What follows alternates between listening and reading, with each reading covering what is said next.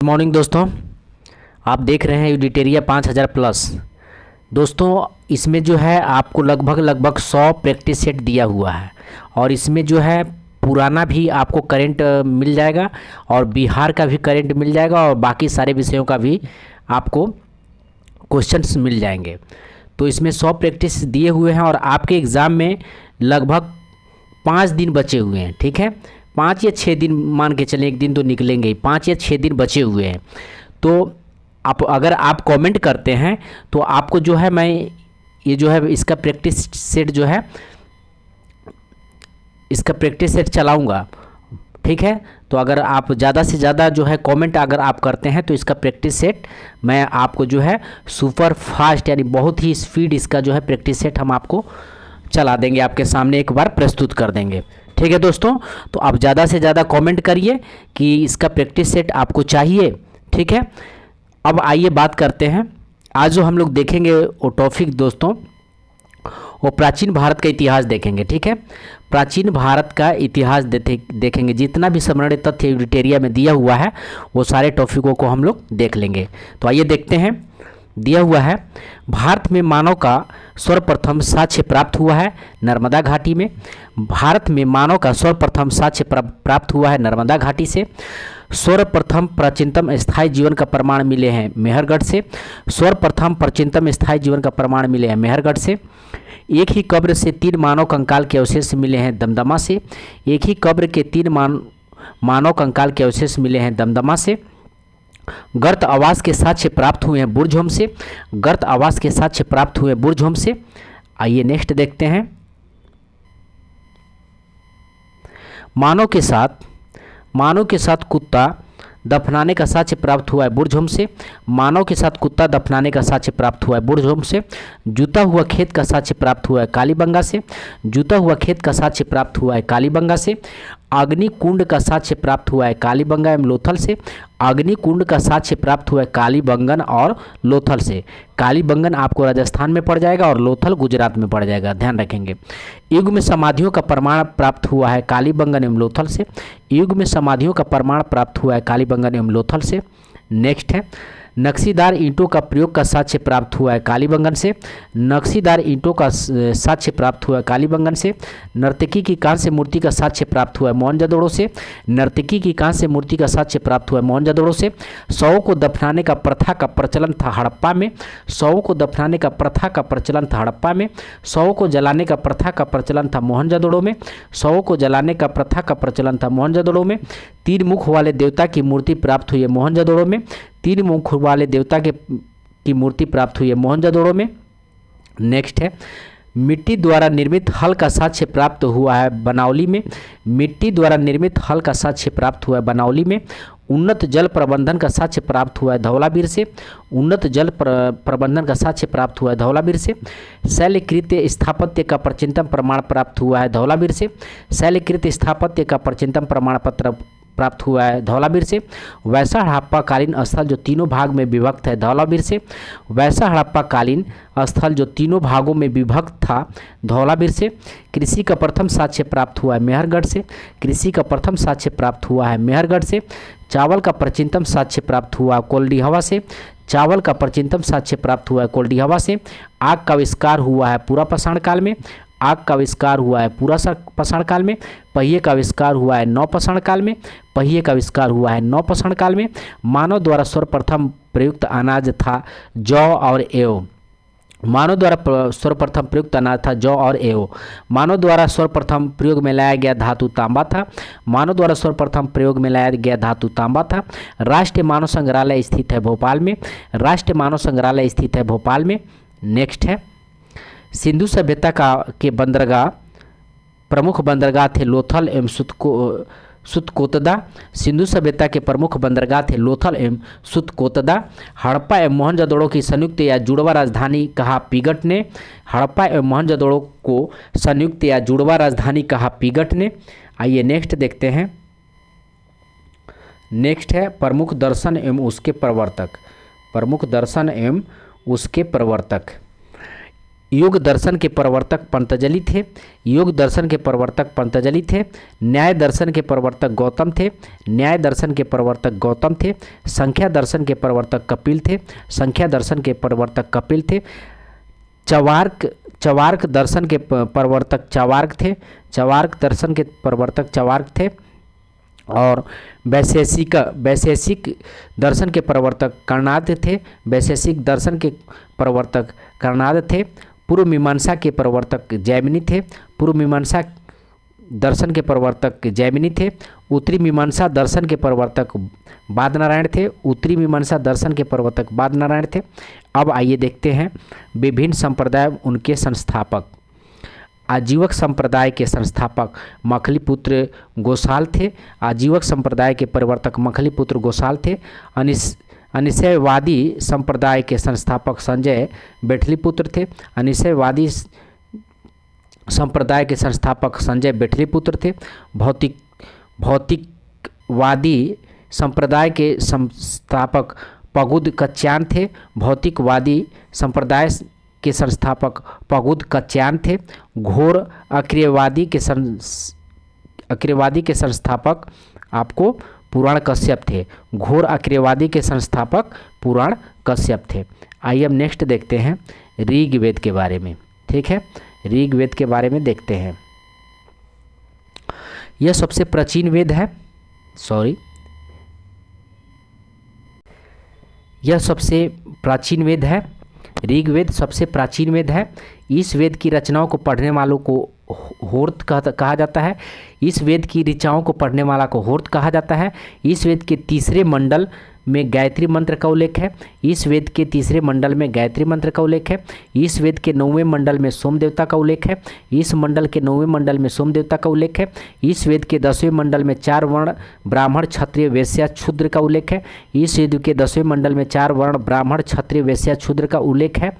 Next है, इस वेद में इंद्र के लिए 250 और अग्नि के लिए 200 ऋचाओं की रचना की गई है। इस वेद में इंद्र के लिए 250 और अग्नि के लिए 200 ऋचाओं की रचना की गई है। गोत्र शब्द का सर्वप्रथम उल्लेख इसी वेद में किया गया था। गोत्र शब्द का सर्वप्रथम उल्लेख ऋग्वेद में ही किया गया था, ध्यान रखें। इस वेद में गाय के लिए अघन्या शब्द का प्रयोग किया गया है। ऋग्वेद में गाय के लिए अघन्या शब्द का प्रयोग किया गया है। अब देखते हैं यजुर्वेद। यजुर्वेद, इसकी रचनाओं को पढ़ने वाला को अथर्व कहा जाता है। इसकी रचनाओं को पढ़ने वाला को अथर्व कहा जाता है। यज्ञों के नियम एवं विधि विधानों का संकलन मिलता है। यज्ञों के नियम एवं विधि विधानों का संकलन मिलता है। इस वेद में बलिदान विधि का भी उल्लेख है। इस वेद में बलिदान विधि का भी उल्लेख है। यह गद एवं पद दोनों में है। यह गद एवं पद दोनों में है। आइए हम नेक्स्ट देखते हैं सामवेद। सामवेद के बारे में देखते हैं। इसकी रचनाओं को पढ़ने वाले को उद्धृत कहा जाता है। इसकी ऋचाओं को पढ़ने वाला को उद्धृत कहा जाता है। इस वेद को भारतीय संगीत का जनक कहा जाता है। इस वेद को भारतीय संगीत का जनक कहा जाता है। अब है अथर्ववेद। इस वेद में सर्वप्रथम औषधि का उल्लेख मिलता है। इस वेद में सर्वप्रथम औषधि का उल्लेख मिलता है। इसमें सभा एवं समिति की प्रजापति की पुत्रियां कहा गया है। इसमें सभा एवं समिति को प्रजापति की पुत्रियां कहा गया है। नेक्स्ट है, वेदों की संख्या 4 है। वेदों की संख्या 4 है। वेदांगों की संख्या 6 है। वेदांगों की संख्या 6 है। पुराणों की संख्या 18 है। पुराणों की संख्या 18 है। उपनिषदों की संख्या 108 है। उपनिषदों की संख्या 108 है। आइए नेक्स्ट देखते हैं। अब है आपको बौद्ध धर्म के संस्थापक। बौद्ध धर्म के संस्थापक गौतम बुद्ध थे। बौद्ध धर्म के संस्थापक कौन थे? तो गौतम बुद्ध थे। बौद्ध धर्म के संस्थापक गौतम बुद्ध थे। गौतम बुद्ध का जन्म 563 ईसा पूर्व लुम्बिनी नेपाल में हुआ है। गौतम बुद्ध का जन्म 563 ईसा पूर्व लुम्बिनी नेपाल में हुआ है। इनकी मृत्यु 483 ईसा पूर्व कुशीनारा उत्तर प्रदेश में हुआ है। इनकी मृत्यु 483 ईसा पूर्व कुशीनारा उत्तर प्रदेश में हुआ है। इनके बचपन का नाम सिद्धार्थ है। इनके बचपन का नाम सिद्धार्थ है। इनको 6 वर्ष का कठिन तपस्या के उपरांत 35 वर्ष की आयु में फाल्गु नदी के किनारे ज्ञान प्राप्ति हुई थी। इनको 6 वर्ष की कठिन तपस्या के उपरांत 35 वर्ष की आयु में फाल्गु नदी के किनारे ज्ञान की प्राप्ति हुई थी। आइए नेक्स्ट देखते हैं। बुद्धों ने अपना पहला एवं सर्वाधिक उपदेश क्रमशः सारनाथ एवं श्रावस्ती में दिया है। बुद्ध ने अपना पहला एवं सर्वाधिक उपदेश, पहला उपदेश सारनाथ और सबसे ज़्यादा या सर्वाधिक उपदेश श्रावस्ती में दिया है। ध्यान रखेंगे, श्रावस्ती में दिया है। नेक्स्ट है, बौद्ध धर्म में आत्मा की परिकल्पना नहीं है। बौद्ध धर्म में आत्मा की परिकल्पना नहीं है, जबकि पुनर्जन्म की मान्यता है। बौद्ध संघ में सम्मिलित होने की न्यूनतम आयु 15 वर्ष थी। बौद्ध संघ में सम्मिलित होने की न्यूनतम आयु 15 वर्ष थी। गौतम बुद्ध ने आम्रपाली को सर्वसम्मति से स्त्री रत्न घोषित किया है। गौतम बुद्ध ने आम्रपाली को सर्वसम्मति से स्त्री रत्न घोषित किया है। सर एडविन आर्नाल्ड ने गौतम बुद्ध को एशिया का ज्योतिपुंज कहा है। सर एडविन आर्नाल्ड ने गौतम बुद्ध को एशिया का ज्योतिपुंज कहा है। अब आइए देखते हैं संगीत। प्रथम संगीत 483 ईसा पूर्व में हुआ था राजगृह में, और अध्यक्ष महाकश्यप थे। शासनकाल अजातशत्रु का था। प्रथम संगीत 483 ईसा पूर्व में राजगृह में, अध्यक्ष महाकश्यप, शासनकाल अजातशत्रु का। द्वितीय संगीत 383 ईसा पूर्व में, स्थान वैशाली और अध्यक्ष साबाकामी थे और शासन कालशोक का था। तृतीय बौद्ध संगीत 250 ईसा पूर्व में, स्थान पाटलिपुत्र और अध्यक्ष मगलिपुत्र तीस थे और अशोक का शासनकाल था। तृतीय संगीत 250 ईसा पूर्व में पाटलिपुत्र में हुआ था। मोगलीपुत्र 30 अध्यक्ष थे और अशोक का शासनकाल था। चतुर्थ बौद्ध संगीत 98 ईस्वी में हुआ था। कुंडलवन स्थान पे हुआ था, कुंडलवन, और वसुमित्र जो है अध्यक्ष हैं और कनिष्क के शासनकाल में। कुंडलवन काश्मीर, ध्यान रखेंगे, कुंडलवन काश्मीर। आइए नेक्स्ट देखते हैं। जैन धर्म के संस्थापक थे ऋषभदेव। जैन धर्म के संस्थापक थे ऋषभदेव। जैन धर्म के 22वें एवं 23वें तीर्थकार क्रमशः अरष्टिनेमि एवं पार्श्वनाथ थे। जैन धर्म के 22वें तीर्थकार अरष्टिनेमि और 23वें तीर्थकार पार्श्वनाथ थे। ध्यान रखेंगे। नेक्स्ट है, महावीर स्वामी जैन धर्म के 24वें एवं अंतिम तीर्थकार हुए। महावीर स्वामी जैन धर्म के 24वें एवं अंतिम तीर्थकार हुए। महावीर स्वामी का जन्म 540 ईसा पूर्व कुंडग्राम वैशाली में हुआ। महावीर स्वामी का जन्म 540 ईसा पूर्व कुंडग्राम वैशाली में हुआ। महावीर स्वामी की मृत्यु 468 ईसा पूर्व पावापुरी नालंदा में हुआ। महावीर स्वामी की मृत्यु 468 ईसा पूर्व पावापुरी नालंदा में हुआ। महावीर के बचपन का नाम वर्धमान था। महावीर का बचपन का नाम वर्धमान था। इन्होंने 30 वर्ष की आयु में सन्यासी जीवन को स्वीकारा तथा 12 वर्ष की कठिन तपस्या के उपरांत ऋजुपालिका नदी के तट पर साल वृक्ष के नीचे ज्ञान की प्राप्ति हुई। महावीर ने अपने शिष्यों को 11 गणधरों में विभाजित किया था। महावीर ने अपने शिष्यों को 11 गणधरों में विभाजित किया था। महावीर पुनर्जन्म एवं कर्मवाद में विश्वास रखते थे। महावीर पुनर्जन्म एवं कर्मवाद में विश्वास रखते थे। सैयदवाद और अनेकांतवाद संबंधित है जैन धर्म से। सैयदवाद और अनेकांतवाद संबंधित है जैन धर्म से। प्रथम जैन भिक्षुणी थी चंपा। प्रथम जैन भिक्षुणी थी चंपा। महावीर के प्रथम अनुयायी उनके दामाद जमाली था। महावीर के प्रथम अनुयायी उनके दामाद जमाली था। नेक्स्ट है जैन संगीत। प्रथम जैन संगीत 300 ईसा पूर्व में हुआ था पाटलिपुत्र में और अध्यक्ष स्थूलभद्र थे। प्रथम 300 ईसा पूर्व में पाटलिपुत्र में और स्थूलभद्र अध्यक्ष थे। द्वितीय हुआ था 512 ईस्वी में और वल्भी में हुआ था और क्षमाश्रवण अध्यक्ष थे। क्षमाश्रवण अध्यक्ष थे। नेक्स्ट है आपको बिंबिसार के बारे में दिया हुआ है। बिंबिसार ने किसे हराकर अंग राज्य को मगध में मिला लिया था? तो ब्रह्मदत्त को हराकर। बिंबिसार ने किसे हराकर अंग राज्य को मगध में मिलाया था? तो ब्रह्मदत्त को हराकर। इसने मगध की राजधानी राजगिरी को बनाया था। बिंबिसार ने मगध की राजधानी राजगिरी को बनाया था। इसने भगवान बुद्ध की सेवा में राजवैद्य जीवक को भेजा था। इसने भगवान बुद्ध की सेवा में राजवैद्य जीवक को भेजा था। इसकी हत्या इसके पुत्र अजातशत्रु ने की थी। इसकी हत्या इसके पुत्र अजातशत्रु ने की थी। अजातशत्रु को कुणिक उपनाम से जाना जाता है। अजातशत्रु को कुणिक उपनाम से जाना जाता है। इसने लगभग 32 वर्षों तक मगध पर शासन किया। अजातशत्रु ने 32 वर्षों तक लगभग मगध पर शासन किया। अजातशत्रु की हत्या उसके पुत्र उदयन ने किया। अजातशत्रु की हत्या उसके पुत्र उदयन ने किया। उदयन पाटलिग्राम की स्थापना किया था। उदयन पाटलिग्राम की स्थापना किया था। शिशुनाग ने अपनी राजधानी पाटलिपुत्र से वैशाली स्थापित किया था। शिशुनाग ने अपनी राजधानी पाटलिपुत्र से वैशाली स्थापित किया था। कालशोक ने अपनी राजधानी को वैशाली से पाटलिपुत्र स्थापित किया था। कालशोक ने अपनी राजधानी को वैशाली से पाटलिपुत्र स्थापित किया था। बिंदुसार बौद्ध धर्म का अनुयायी था। बिंदुसार बौद्ध धर्म का अनुयायी था, जबकि अजातशत्रु प्रारंभ में जैन धर्म का तथा बाद में बौद्ध धर्म का अनुयायी था। बिंदुसार बौद्ध धर्म का अनुयायी था, जबकि अजातशत्रु प्रारंभ में जैन धर्म का तथा बाद में बौद्ध धर्म का अनुयायी था। शिशुनाग का उत्तराधिकारी कालशोक हुआ। शिशुनाग का उत्तराधिकारी कालशोक हुआ। शिशुनाग वंश का अंतिम राजा नंदीवर्धन था। शिशुनाग वंश का अंतिम राजा नंदीवर्धन था। नंद वंश का संस्थापक महापद्मानंद था। नंद वंश का संस्थापक महापद्मानंद था। नंद वंश का अंतिम शासक घनानंद था। नंद वंश का अंतिम शासक घनानंद था। चंद्रगुप्त मौर्य ने घनानंद को पराजित कर मौर्य वंश की स्थापना की। चंद्रगुप्त मौर्य ने घनानंद को पराजित कर मौर्य वंश की स्थापना की। आइए नेक्स्ट देखते हैं महाजनपद एवं उनकी राजधानियाँ। महाजनपद और उनकी राजधानियाँ, ठीक है। मगध की राजधानी गिरिव्रज या राजगिरी थी। मगध की राजधानी गिरिव्रज या राजगिरी थी। अंग की राजधानी चंपा थी। अंग की राजधानी चंपा थी। अंग की राजधानी चंपा थी। वज्जी की राजधानी वैशाली थी। वज्जी की राजधानी वैशाली थी। काशी की राजधानी वाराणसी थी। काशी की राजधानी वाराणसी थी। वतस की राजधानी कौशाम्बी थी। वतस की राजधानी कौशाम्बी थी, ठीक है। कुरु की राजधानी जो है इंद्रप्रस्थ थी। कुरु की राजधानी इंद्रप्रस्थ थी। कंबोज की राजधानी हाटक थी। कंबोज की राजधानी हाटक थी, ठीक है। असमक की राजधानी पोटली थी। असमक की राजधानी पोटली थी। असमक जो है दक्षिण भारत का पहला महाजनपद था, ध्यान रखेंगे, असमक ही था, जिसकी राजधानी पोटली थी। नेक्स्ट है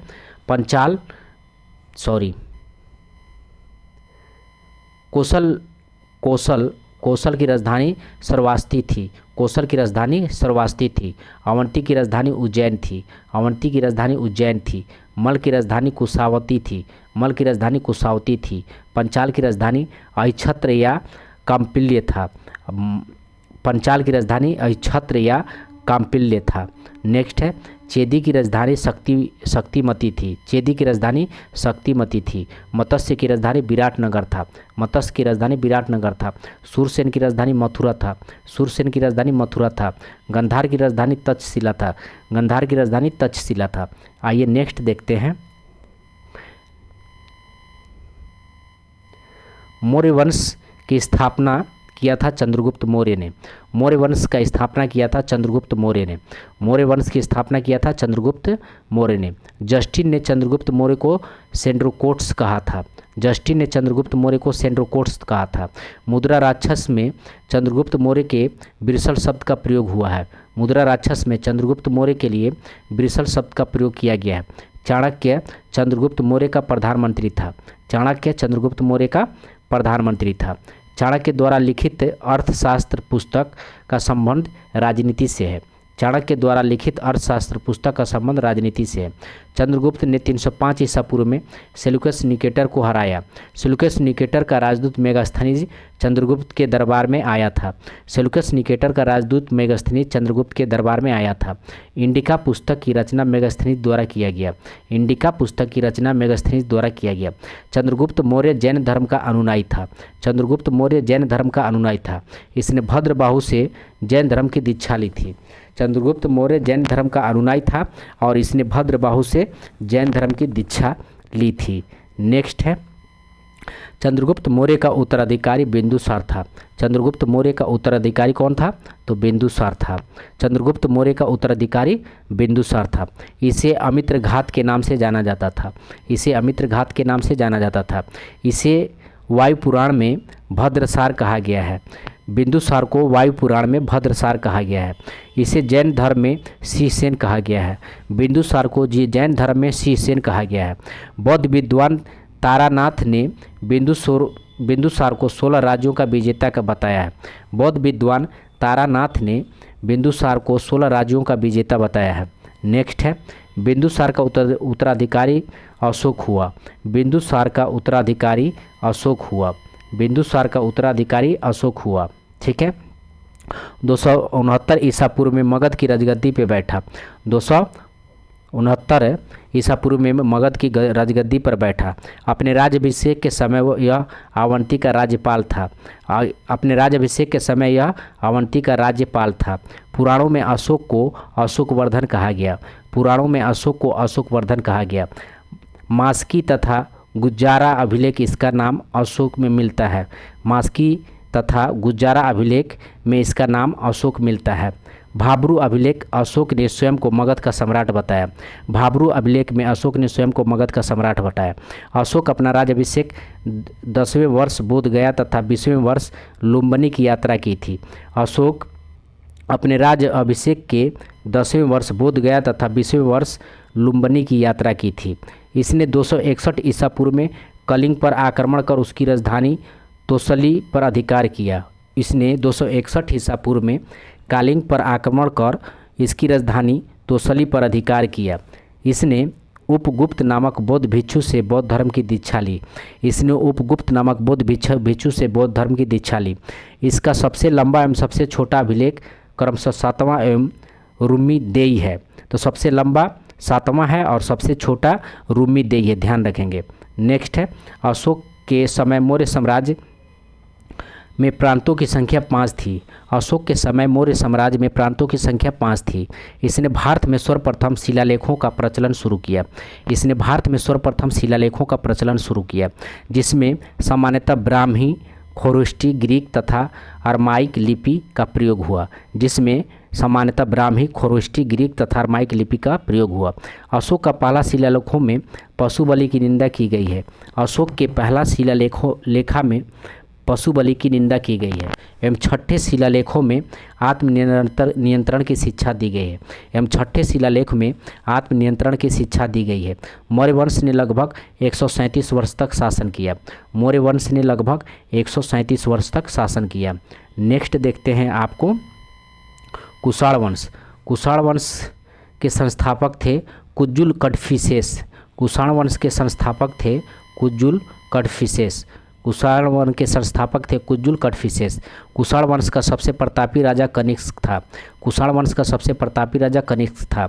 इसकी प्रारंभिक राजधानी पुरुषपुर एवं द्वितीय राजधानी मथुरा था। इसकी प्रारंभिक राजधानी पुरुषपुर एवं द्वितीय राजधानी मथुरा था। इसने 78 ईस्वी में शक संवत की शुरुआत की थी। इसने 78 ईस्वी में शक संवत की शुरुआत की, जिसका प्रयोग वर्तमान में भारत सरकार द्वारा किया जाता है। इसने 78 ईस्वी में शक संवत की शुरुआत की, जिसका प्रयोग वर्तमान में भारत सरकार द्वारा किया जाता है। इसके दरबार में आयुर्वेद के विद्वान चरक रहते थे। इसके दरबार में आयुर्वेद के विद्वान चरक रहते थे। बुद्ध चरित की रचना अश्वघोष ने कनिष्क के दरबार में रहते थे। बुद्ध चरित की रचना अश्वघोष ने की, जो कनिष्क के दरबार में रहते थे। गांधार शैली एवं मथुरा शैली का सर्वाधिक विकास कनिष्क के शासनकाल में हुआ है। गांधार शैली एवं मथुरा शैली का सर्वाधिक विकास कनिष्क के शासनकाल में हुआ है। प्रसिद्ध रेशम मार्ग का प्रारंभ कनिष्क ने कराया था। प्रसिद्ध रेशम मार्ग का प्रारंभ कनिष्क ने कराया था। कुषाण वंश के समय में ही सर्वप्रथम बुद्ध की खड़ी प्रतिमा का निर्माण हुआ। कुषाण वंश के समय में ही सर्वप्रथम बुद्ध की खड़ी प्रतिमा का निर्माण हुआ। कुषाण काल का सर्वाधिक विकास वास्तुकला के क्षेत्र में हुआ। कुषाण काल में सर्वाधिक विकास वास्तुकला के क्षेत्र में हुआ। आइए नेक्स्ट देखते हैं गुप्त वंश। गुप्त वंश का संस्थापक श्रीगुप्त था। गुप्त वंश का संस्थापक श्रीगुप्त था। गुप्त वंश का प्रथम महान सम्राट चंद्रगुप्त प्रथम था। गुप्त वंश का महान सम्राट चंद्रगुप्त प्रथम था। इसने महाधीराज की उपाधि धारण की थी। इसने गुप्त संवत की शुरुआत किया था। ठीक है। चंद्रगुप्त प्रथम का उत्तराधिकारी हुआ समुद्रगुप्त। चंद्रगुप्त प्रथम का उत्तराधिकारी हुआ समुद्रगुप्त। इसे भारत का नेपोलियन तथा कविराज भी कहा जाता है। इसे भारत का नेपोलियन तथा कविराज भी कहा जाता है। इसने परम भागवत की उपाधि धारण की। इसने परम भागवत की उपाधि धारण की। कौन? समुद्रगुप्त। ध्यान रखेंगे। इसके दरबार में प्रसिद्ध कवि हरिसेन रहते थे। समुद्रगुप्त के दरबार में हरिसेन रहते थे। समुद्रगुप्त का उत्तराधिकारी हुआ चंद्रगुप्त द्वितीय।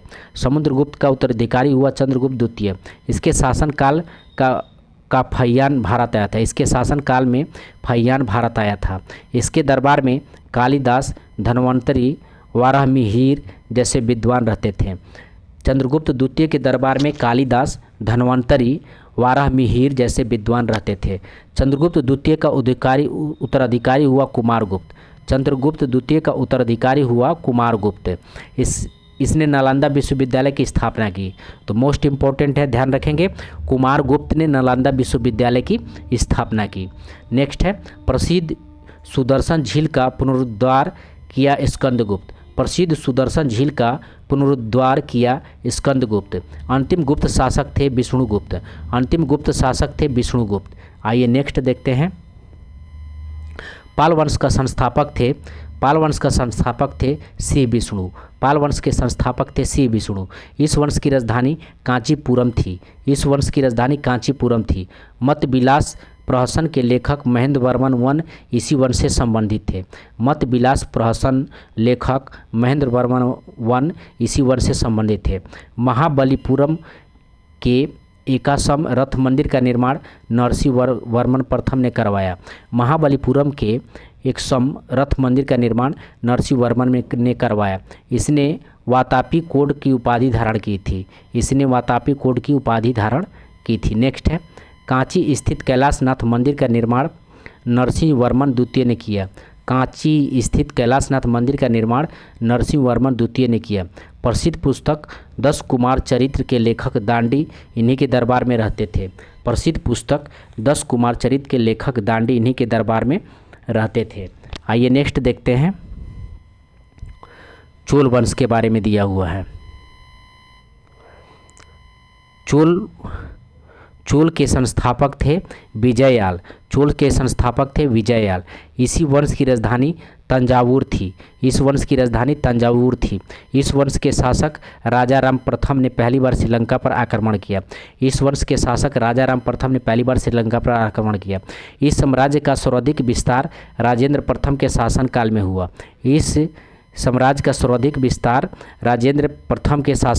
हुआ। नेक्स्ट है, राजेंद्र प्रथम ने गंगे कोडचोल की उपाधि धारण की। स्थानीय स्वशासन इस वंश की प्रमुख विशेषता थी। प्रसिद्ध नटराज मूर्ति का संबंध इसी वंश से है। राष्ट्रकूट वंश का संस्थापक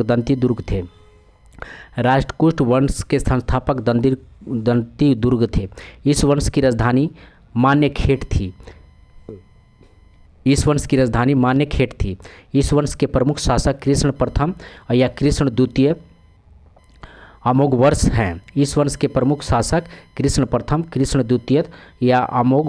हैं। एलोरा का प्रसिद्ध कैलाश मंदिर का निर्माण कृष्ण प्रथम ने करवाया। त्रिपक्षीय संघर्ष में इस वंश के शासक ध्रुव ने कनौज पर अधिकार करने हेतु पाल वंश तथा प्रतिहार वंश के शासकों को पराजित किया। त्रिपक्षीय संघर्ष में इस वंश के शासक ध्रुव ने कनौज पर अधिकार करने हेतु पाल वंश तथा प्रतिहार वंश के शासकों को पराजित किया था। तो ध्यान रखेंगे, ध्रुव ने। नेक्स्ट है, प्रसिद्ध कन्नड़ पुस्तक कविराज मार्ग की रचना अमोघवर्ष ने किया था। पाल वंश का संस्थापक गोपाल थे। इस वंश की राजधानी मुंगेर बिहार थी। प्रसिद्ध औदंतीपुरी विश्वविद्यालय की स्थापना गोपाल ने किया था। इस वंश के शासक देवपाल ने औदंतीपुरी में बौद्ध मठ का निर्माण करवाया था। देवपाल ने जवा के शैलेंद्र वंशीय शासक बालपुत्र देव के अनुरोध पर नालंदा में बौद्ध विहार के निर्माण हेतु 5 गांव दान में दिया था। देवपाल ने जावा के शैलेंद्र वंशीय शासक बालपुत्र देव के अनुरोध पर नालंदा में बौद्ध विहार के निर्माण हेतु 5 गांव दान में दिए थे। गीत गोविंद के लेखक जयदेव किसके दरबार में रहते थे? तो लक्ष्मण सेन के। गीत गोविंद के लेखक जयदेव किसके दरबार में रहते थे? तो लक्ष्मण सेन के रहते थे। लाहौर वंश का स्थापना संग्राम राज ने किया। लोहार वंश का स्थापना संग्राम राज ने किया।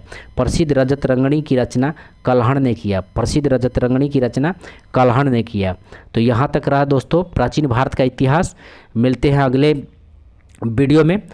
आप जो इसका PDF चाहिए तो मिक्स स्टडी टेलीग्राम पर ज्वाइन कीजिए। तो धन्यवाद दोस्तों।